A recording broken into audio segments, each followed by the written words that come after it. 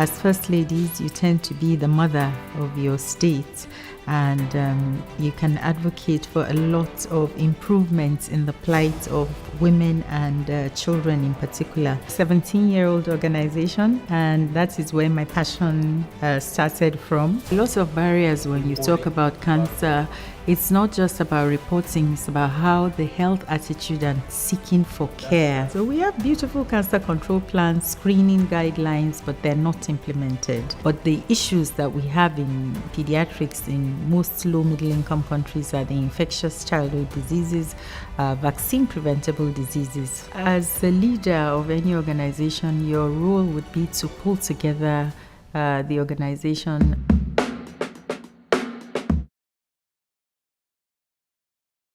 As the wife of a governor, I'm now a former, but FLAC, the First Ladies Against Cancer, is an organization that is made up of spouses of current and former governors' wives. And it's a very strong platform, particularly to advocate for change in our communities. As First Ladies, you tend to be the mother of your state, and you can advocate for a lot of improvements in the plight of women and children in particular. So a group of us came together with an interest in cancer control, and we worked together to primarily do three things. We create awareness.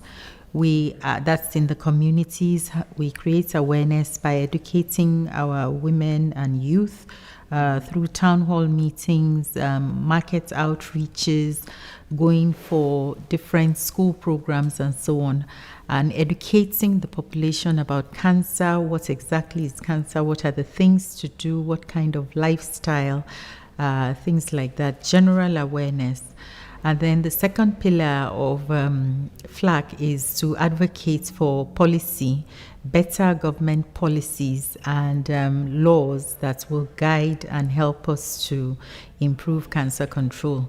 Because of the special position that we occupy, we're able to influence the leaders of the states, the political leaders, as well as the legislators, to have more laws, more guidelines for cancer.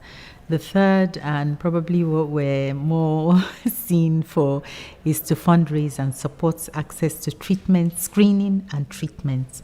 FLAC focuses on three cancers, that is breast, cervical and childhood cancers. It's a 17-year-old organization, and that is where my passion started from. The FLAC is by virtue of being the spouse of a governor, or former governor, and the Medicaid Cancer Foundation, on the other hand, is an organization that we focus on a lot more. Aside from the pillars that I mentioned, we also do capacity building. We train nurses, we mentor girls and support girls through school to go into STEM courses, especially things like nursing and even medicine. We sponsor the education so that we can improve the numbers of girls that we have in our communities that are involved in cancer care. In Medicaid, we have run support programs. We have the Patient Access to Cancer Care program, which is one through which we enter partnerships with major organizations, whether they are drugs or giving chemotherapy, or institutions, cancer centers that provide radiotherapy. We go into partnerships with them. They give us a discounted rate. We fundraise on a massive scale. We have the largest walk in Nigeria every October, where we have a lot of sponsorship, and through the funds that we raise there, we're able to further subsidize whatever assets that the care that cancer patients need. And so they come to us for treatment a lot. And also personally, as somebody that has been involved in cancer care, I sit on different committees that have to do with national policies, like the National Cancer Control Program. I work with them with the Federal Ministry of Health to put together these plans and to also implement them. Through the Medicaid Cancer Foundation, I also work on a global level with various partners like the WHO, IAEA, that are all involved in cancer care. Those are the kind of organizations that we work with. Like you may, I sit on the board of the UICC. I'm a 3-term board member. This is my 3rd term. Each term is 2 years. And at the time, I was the first Black person to be elected from Africa. So I think it was a huge achievement, and it has really helped the profile of the UICC in Africa and in Nigeria in particular. And more than that, we have been able to close that gap in terms of diversity to show that it's not an elitist organization.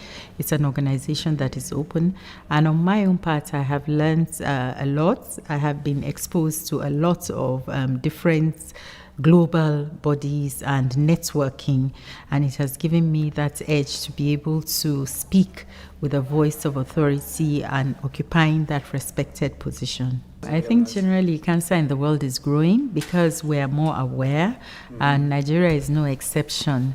What we do know is that it is grossly underreported in Nigeria because of the poor record and data keeping system.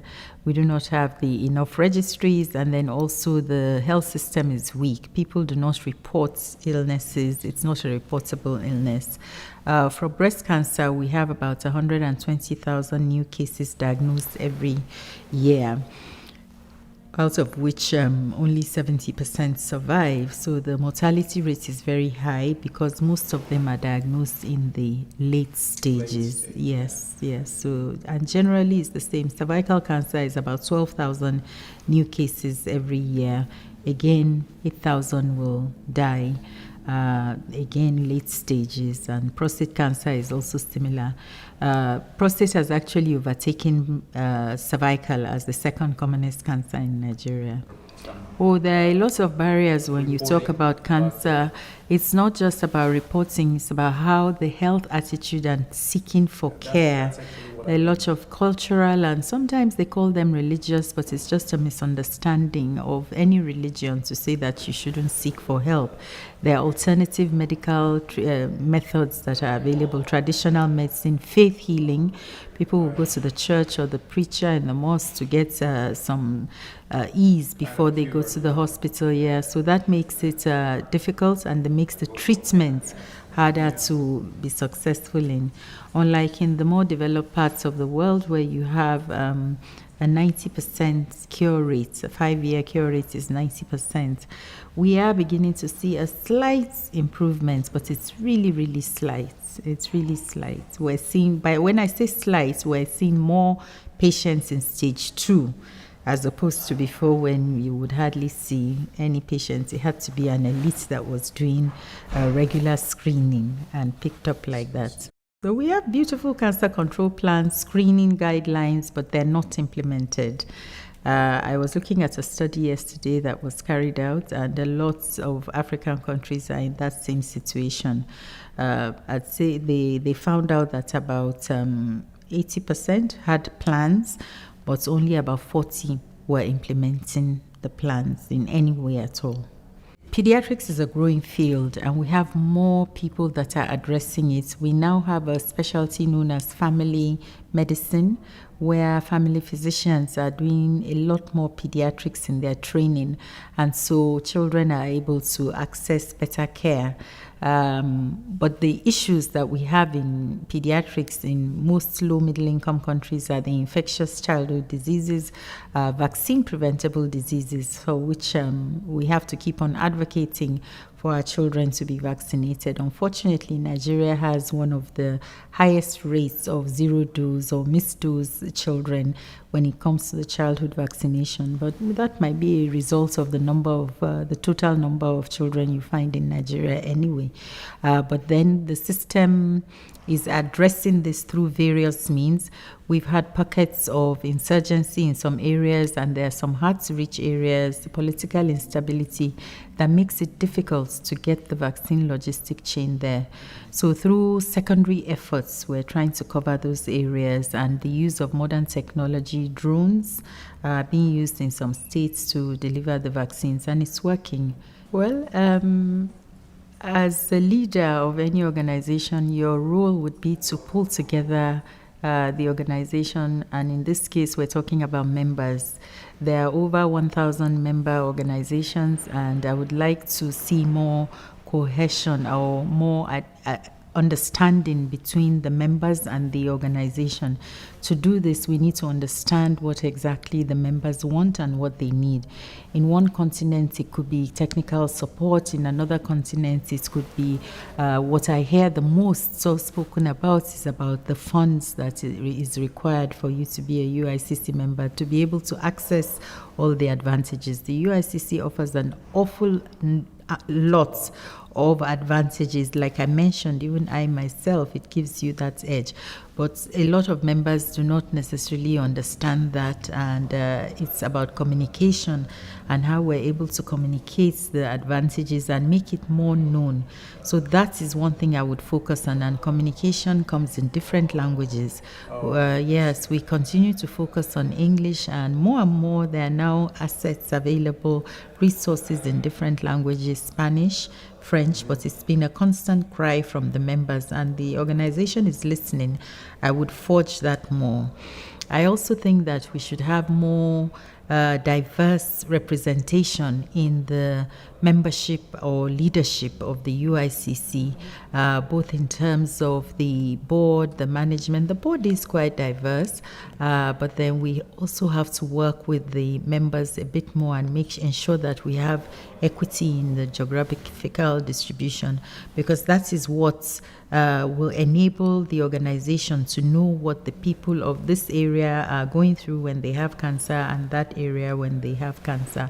It's not a uniform one-size-fits-all. So the more we're able to diversify that, the more it will be helpful.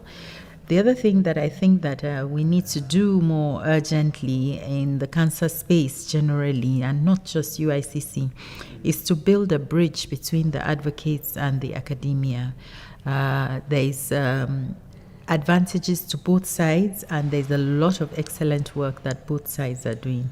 And we need to work together. We need to work with each other so that we can support the work, the eventual improvements that we want to see in cancer control.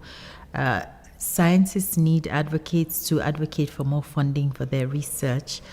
They don't know how to do any advocacy and so on. They're good at their work in the labs, and we are good at, saying why we need to support them, what we need to do. They tell us the research is, and then we need to go out there, and then whatever they find, getting the messages out. So I'd like to see more of a merger between those two worlds in the UICC, and this will also be reflected in the kind of programs that the UICC is running. So if you think of the UICC as sort of the umbrella body or the WHO of cancer organizations, it's a global organization, and it has pillars of awareness, education, convening, capacity building.